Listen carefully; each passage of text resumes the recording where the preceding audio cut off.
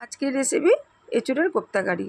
তা প্রথমে এখানে দেখো এঁচুড়গুলো আমি এইভাবে ভালোভাবে সেদ্ধ করে নিয়েছি, একটু লবণ আর একটু হলুদ দিয়ে প্রেসার কুকারে দুটো সিটি দিয়ে নিয়েছি, আর তার সাথে আমি দুটো আলু দিয়ে দিয়েছি।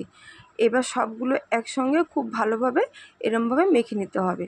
তা খুব একটা বেশি একটা সেদ্ধ করা দরকার নেই, হালকা দুটো সিটি দিলেই হয়ে যাবে।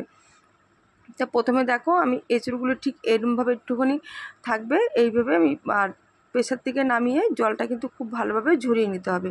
খুব একটা বেশি জল রাখলে হবে না, যেহেতু তাহলে তোমার অনেকটাই পরিমাণটা ময়দা বা বেসন লেগে যাবে।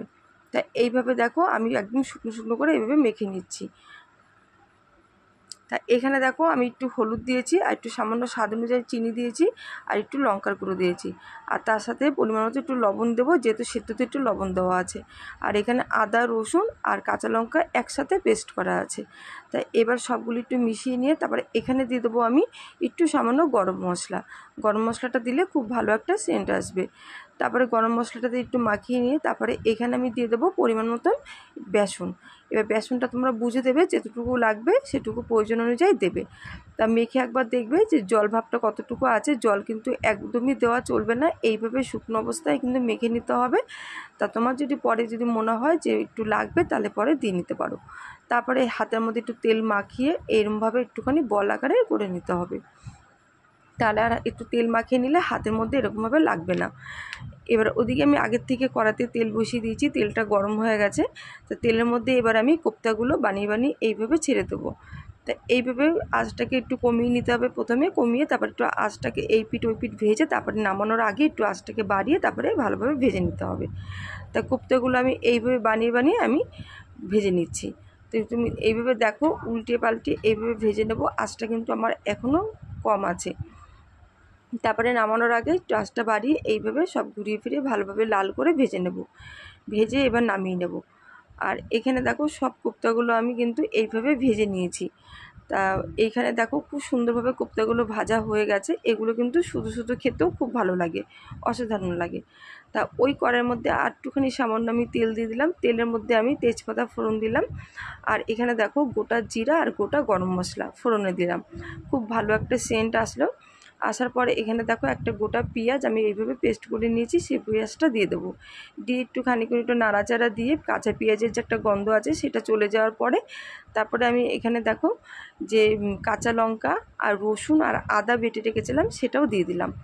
দিয়ে এটাও একটু সামান্য একটু নাড়াচাড়া দিয়ে নেবো, যাতে কাঁচা মশলা একটু গন্ধটা চলে যায়। তারপরে আমি এখানে একটা টমেটো বাটা দিয়ে দিলাম। টমেটোটা দিয়ে একটু ভালোভাবে একটু মিশিয়ে একটু নাড়াচাড়া দিয়ে নেবো। তারপরে এখানে দেখো আগের থেকে আমি এখানে টক দই আর তার মধ্যে আমি গুঁড়ো মশলাগুলো দিয়ে ভালোভাবে ফাটিয়ে রেখেছি। এখানে গুঁড়ো মশলার মধ্যে আছে লবণ আছে, হলুদ আছে, একটু সামান্য লঙ্কার গুঁড়ো আছে, আর পরিমাণ মতো একটু চিনি আছে, আর একটু 1 চামচের মতন জিরে আছে। তো এইভাবে মিশিয়ে আমি মশলাটা বাটিটা ধুয়ে জল দিয়ে দিলাম। তা তোমরা কিন্তু এটা দই ছাড়াও করতে পারো বা দই দিতেও পারো, হাতের সামনে থাকলে দিয়ে দেবে, অসুবিধা নেই। তা খুব ভালোভাবে মশলাটাকে কষিয়ে নিতে হবে, যাতে মশলার গায়ের থেকে তেলটা ছেড়ে দেয়, সেইভাবে কিন্তু মশলাটাকে খুব ভালোভাবে কষিয়ে নিতে হবে। তোমরা দেখে বুঝতে পারছো যে মশলাটা খুব ভালোভাবে কষানো হয়ে গেছে। সামনের থেকে দেখিয়ে দিচ্ছি যে মশলার গায়ের থেকে কিন্তু তেল ছেড়ে দিয়েছে। এই সময় আমি একটুখানি উষ্ণ গরম জল দিয়ে দেবো। তোমরা চাইলে কাঁচা জলও দিতে পারো, তবে উষ্ণ গরম জল যে কোনো রান্নাতে দিলে একটু ভালো রান্নাটা হয়। আর এইভাবে দেখো আমি পরিমাণ মতন জলটা তোমরা দেবে, যেহেতু আমি একটুখানি ঘন টাইপের গ্রেভিটা রাখতে চাই, তোমরা জলটা বুঝে দেবে। তাই এবার এখানে দেখো ঝোলটা ফুটে যাওয়ার পরে আমি কোপ্তাগুলো এইভাবে ছেড়ে দেবো। তাই কোপ্তাগুলো এইভাবে ছেড়ে দেওয়ার পরে খুব সুন্দর একটা কিন্তু সে গন্ধ বেরিয়েছে, যেহেতু গোটা গরম মশলাটা ফোড়নে আছে। এইভাবে সব আস্তে আস্তে কোপ্তাগুলো ছেড়ে দিয়ে আমি খুব ভালোভাবে ঝোলের মধ্যে মিশিয়ে নেব, যাতে ঝোলগুলো খুব ভালোভাবে কোপ্তার মধ্যে ঢুকে যায়।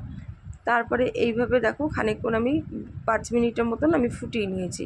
এইভাবে ঝোলটা ফুটানোর পরে তারপরে এবার নামানোর আগে আমি এখানে দিয়ে দেবো ঘি। একটু সামান্য ঘি দিয়ে দেবো, ভালোভাবে সেন্টটা আসে। আর একটু গরম মশলা দিয়ে দেবো।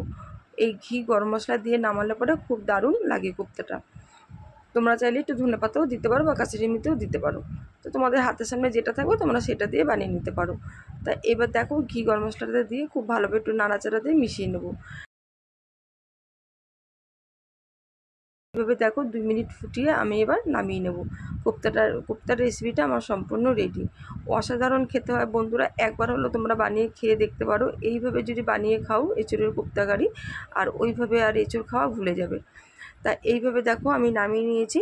তা একটাও কিন্তু কোপ্তা আমার ভাঙিনি, এতটাই সুন্দরভাবে হয়েছে। তাই এটা কিন্তু গরম গরম ভাতের সাথে বা রুটির সাথে অসাধারণ খেতে লাগবে। একবার হলো বাড়িতে বানিয়ে খেয়ে দেখতে পারো। এই পর্যন্ত যারা আমার রেসিপিটা এখনও দেখছো সেই সকল বন্ধুদের অনেক অনেক ভালোবাসা, অসংখ্য ধন্যবাদ। তোমরা যেখানেই থাকো খুব ভালো থাকো, সুস্থ থাকো। আবার পরের রেসিপির সাথে অবশ্যই দেখা হচ্ছে। তাহলে সকলে খুব ভালো থেকো, সুস্থ থেকো। এই গরমে বেশি করে জল খেয়েও সাবধানে থেকো। টাটা।